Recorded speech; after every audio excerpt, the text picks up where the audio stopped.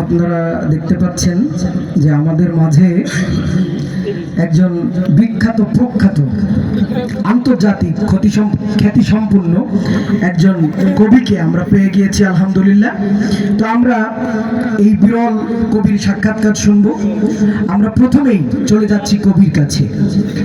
আমরা প্রথমে জানতে চাচ্ছি কবি সাহেব, দর্শক এবং আমরা আমাদের শ্রোতারা আপনার নামটা আমরা জানতে চাচ্ছি। আপনার নাম?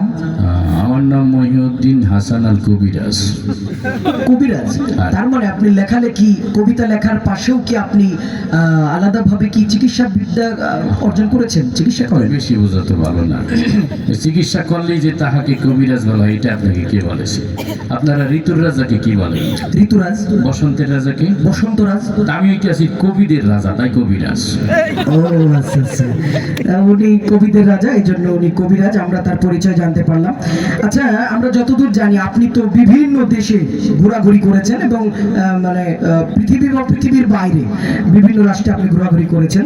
তো আমাদের যদি এই যে দেশগুলোতে আপনি ঘুরেছেন এই দেশগুলোর নাম যদি একটু আমাদের একটু বলতেন। আপনার চিনবেন না, সব মিডল ইস্টের।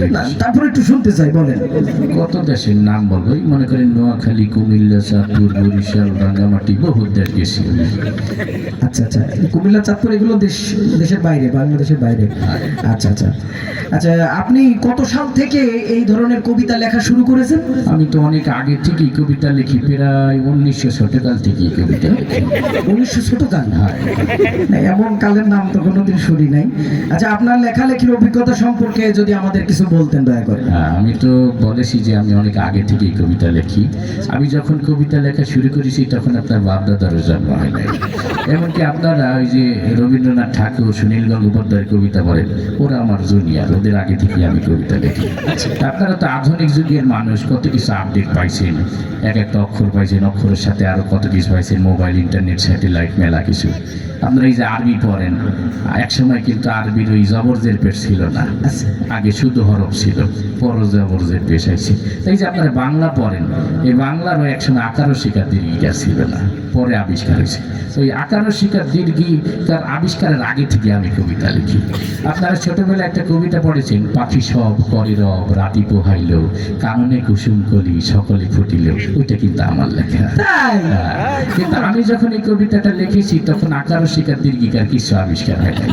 তখন আকার ও শিকার দীর্ঘিকার ছাড়া এই কবিতাটা আমি লিখেছিলাম এইভাবে: পকসব কররব রতপহল, কনন কসম ফল, সকল ফটল।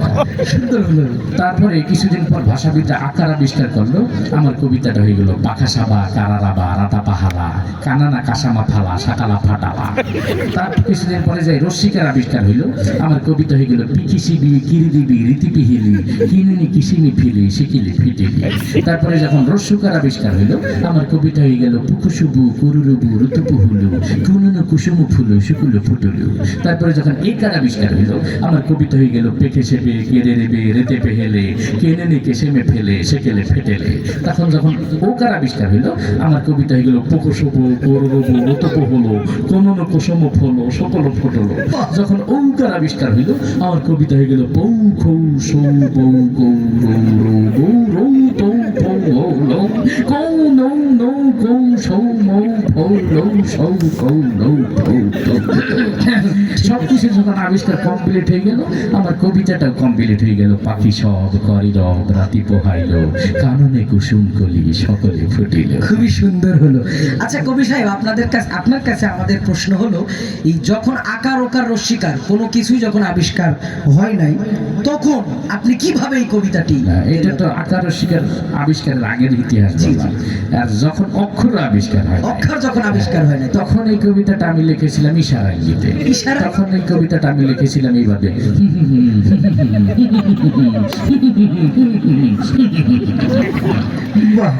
আপনার এই কবিতা যদি বাংলাদেশের মানে যারা মিডিয়া ব্যক্তিত্ব, রাজনীতিবিদ, অনেক গুণীজন সুধীজন আছে, আপনার এই বিখ্যাত কুখ্যাত কবিতাটি যদি তারা আবিষ্কার মানে তারা যদি আপনার আবিষ্কৃত কবিতাটি যদি তারা আবৃত্তি করতো, তাহলে কেমন হতো? আমার এই কবিতা তো ছোটবেলায় সবাই পড়ে, তো আপনারা তো মাশাআল্লাহ সুস্থ সংস্কৃতি চর্চা করতে আছেন। তা আমি চিন্তা করলাম যে সবাই যেহেতু পড়ে, তো অসুস্থ সংস্কৃতি যারা চর্চা ব্যবস্থা করে তারা আমার কবিতাটা কিভাবে আবৃত্তি করে একটু শুনে আসি। তা আমি একদিন ঢাকা তৈরি এফডিসিতে গেলাম, ওই সিনেমা জগতের ওদের সঙ্গে সিনেমা দেখতে দেখা- গেছিলেন? না, ওদের সঙ্গে দেখা করতে যে ওরা আমার কবিতাটা কিভাবে আবৃত্তি করে। আচ্ছা, আচ্ছা। তো এফডিসির গেট দিয়ে ভিতরে আমি হান দিলাম, হান দানের পরে পেট থেকে দেখি ডিপজল খাড়াই রয়েছে। তা ডিপজলকে যাই বললাম যে আমার এই কবিতাটা একটু আবৃত্তি করেন। তিনি আমার কবিতাটা আবৃত্তি করলেন। ওই পাখি সব কর্তাছে রব, বোঝো নাই ব্যাপারটা, কাননে কুসুম কলি সব ঠান্ডে মান্ডে কলজ হয়ে গেছে গা। তা আমি পেলাম সর্বনাশ, আপনার আবৃত্তি তো বিশাল ভয়ঙ্কর হয়ে গেছে, আমার কবিতা তো এত ভয়ঙ্কর না। তা আমি আর একটু সামনে গেলাম, যাই এদিকে মিশা সদাগর খাওয়াই দিয়েছি। তাকে বললাম যে গেদে তুমি একটা আবৃত্তি করো আমার কবিতাটা। সে আমার কবিতাটা আবৃত্তি করলে।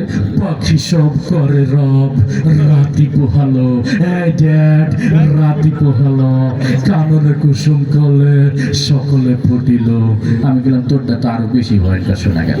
হ্যাঁ, আমার তো এটা ফুল ফুটার কবিতা, একটু রোমান্টিক, একটু সাবলীল হবে। তার একটু সামনে যাই দেখি আমাদের দেশের এই যে এক দেশি ভাই আছে না, কাবিলা, কাবিলা খারাপ দিয়েছে। তো ওকে যাই বললাম ভাইটি তুমি একটা আবৃত্তি করো। কাবিলা আমার কবিতাটা আবৃত্তি করলে।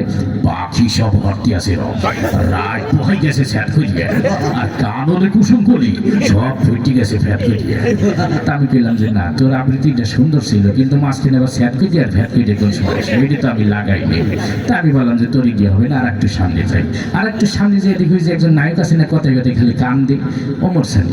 ওকে যেই বললাম যে গেদি তুমি একটু আবৃত্তি, ও তো কান দিয়ে কই পাখি সব করে রব, রাতি পোহালো, কাননে কুসুম কলে সকলে ফুটিল। আমি বললাম তুই কান দিস না, এটা কি কান্দার কবিতা নাকি? ফুল ফুটছে, এটা তো আনন্দের কবিতা। আমি বললাম তোর দিয়ে হবে না, আমি একটু মান্নার কাছে যাই। মান্নাকে যাই বললাম যে কিন্তু তুমি একটু আবৃত্তি করো। মান্না বলতে আছে পাখি সব করে রব, রাতি পোহালো, আম্মা জান রাতি পোহালো, কাননে কুসুম কলে সকলে ফুটিল, হ্যাঁ হ্যাঁ সকলে ফুটিল। তা আমি বললাম যে যাক, তোর আবৃত্তিটা মোটামুটি সুন্দর ছিল, কিন্তু মাঝখানে আবার আম্মা জান আইলো কবিতা, আমি তো আম্মা জান লাগাইনি। তাই বললাম যে না, তোর দরকার নেই, আমি একটু আরেকজনের কাছে যাই। তো এই যে কথায় কথায় মারামারি করে একজন আসছে না, রুবেল, অ্যাকশন হিরো, তাকে যে বললাম ও তো সত্যি মিথ্যে কয় পাখি সব করে রব, রাতি পোহালো, কাননে কুসুম কলে সকলে ফুটিল। আমি বললাম তুই থাম, তোর কাছে আমার কবিতাও নিরাপদ না, আমিও নিরাপদ না, কোন সময় একটা ঘুষি মাইটি দিবি নাক পাশেই বলা যায় না। তা আমি বললাম যে থাক, চলচ্চিত্র জগৎ দরকার নেই, আমি একটু রাজনৈতিক অঙ্গন থেকে বেরিয়ে আসি। রাজনৈতিক অঙ্গনে যাই পেট্রোলে দেখাইলো যে আপনি একটু বলেন আমাদের কাকুর কথা, কাকু। তার সঙ্গে দেখা হইলো, কাকুকে যাই বললাম যে আপনি একটু আমার কবিতাটা আবৃত্তি করেন। সে তো আমার কবিতাটা দেখেই বলতেছে খেলা হবে। আমি গেলাম কাকু খেলাধুলা পরে করেন, আমার কবিতাটা আগে আবৃত্তি করেন। তুমি আমার কবিতাটা আবৃত্তি করলে। পাখি সব করে রব, রাতি পোহালো, এ নিয়ে রাজনীতি করার কিছু নেই, কাননে কুসুম কলি সকলেই ফুটিল, ফুল ফুটুক আর না ফুটুক পদ্মা সেতু কিন্তু হয়েই গেল। আমি বললাম যে দেখছো, আমার এই ফুল ফুটার কবিতার ভিতরে আপনি পদ্মা সেতু হামলে গেলেন কেন? আমি বললাম যে আপনার দলে আমি থাকবো না, আমি আপনার বিপক্ষ দলে চলে গেলাম।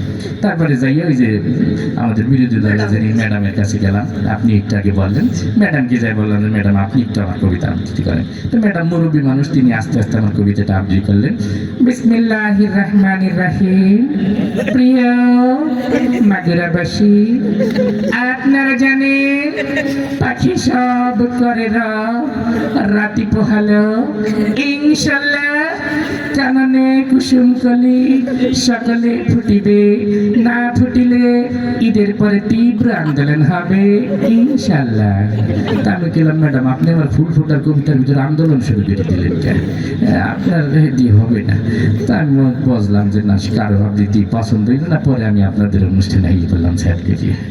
হ্যাঁ, আপনাকে অনেক ধন্যবাদ আমাদের অনুষ্ঠানে আসার জন্য। অনেক অনেক আপনাদেরকে অসংখ্য ধন্যবাদ। আপনাদের অনুষ্ঠানে আসতে পেরে আমি নিজে অনেক আনন্দিত এবং নিজেকে অনেক গর্বিত মনে হচ্ছে। ধন্যবাদ সবাইকে।